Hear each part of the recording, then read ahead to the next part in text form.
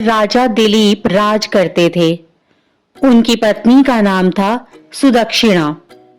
दुर्भाग्यवश उनकी कोई संतान न थी।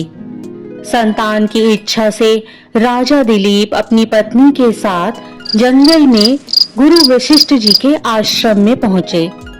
गुरु वशिष्ठ ने राजा और रानी की इच्छा जानकर अपने आश्रम की गाय नंदिनी की सेवा का भार उन्हें सौंप दिया। रानी सुदक्षिणा सुबह उठते ही नंदिनी की आरती उतारती, फिर उसे पति की देखभाल में जंगल में चरने के लिए भेज देती। राजा दिन भर छाया की तरह उसके पीछे पीछे चलते, उसकी भूख प्यास का ध्यान रखते हुए नंदिनी की रक्षा करते।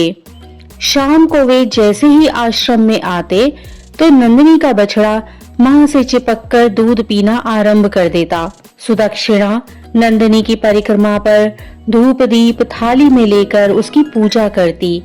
रात को फिर दोनों नंदिनी को ताजी और हरी घास खिलाकर उसकी सेवा करते।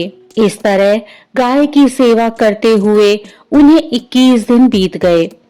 एक दिन जंगल में नंदिनी के पीछे चलते हुए राजा दिलीप का ध्यान जंगल की सुंदरता में लग गया। अचानक उन्होंने नंदिनी की भय से रंभाने की आवाज सुनी। वह एक भयंकर सिंह के पंजे में फंसी छटपटा रही थी। राजा दिलीप ने धनुष पर बाण चढ़ाकर सिंह को मारना चाहा, लेकिन भगवान की माया से उसका हाथ पत्थर सा भारी हो गया।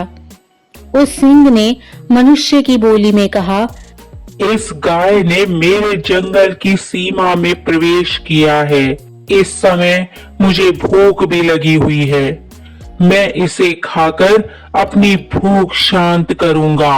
राजा दिलीप भयभीत नंदिनी को देखकर बेचैन हो उठे। उन्हें उसके दुधमुहे बछड़े का भी ध्यान आया। उन्होंने सिंह से विनती की, तुम मुझे खाकर अपनी भूख मिटा लो, पर इसे छोड़ दो। सिंह ने राजा का मजाक उड़ाते हुए कहा, राजन, तुम नंदिनी जैसी करोड़ों गाय देकर गुरु को प्रसन्न कर सकते हो। इस गाय के लिए तुम अपना बलिदान क्यों कर रहे हो? राजा दिलीप ने प्राणों की रक्षा की याचना करते हुए आंसू बहाती हुई नंदिनी को देखा। उन्होंने अपने धनुष बाण फेंक दिए और सिंह के आगे सिर झुकाकर खड़े हो गए। फिर उन्होंने सिर उठाकर देखा, वहां कोई सिंह नहीं था। नंदिनी ने मनुष्य की बोली में कहा, मैं तुम्हारी परीक्षा ले रही थी। मैं सब इच्छाओं को पूरी करने वाली कामधेनु गाय हूँ। तुम्हारी संतान पाने की इच्छा अवश्य पूरी होगी। यह सुनकर राजा नंदिनी के साथ गुरु वशिष्ठ के आश्रम में आए और सुदक्षिणा को शुभ समाचार दिया। नंदिनी के आशीर्वाद से राजा के यहाँ रघु नामक पुत्र हुआ।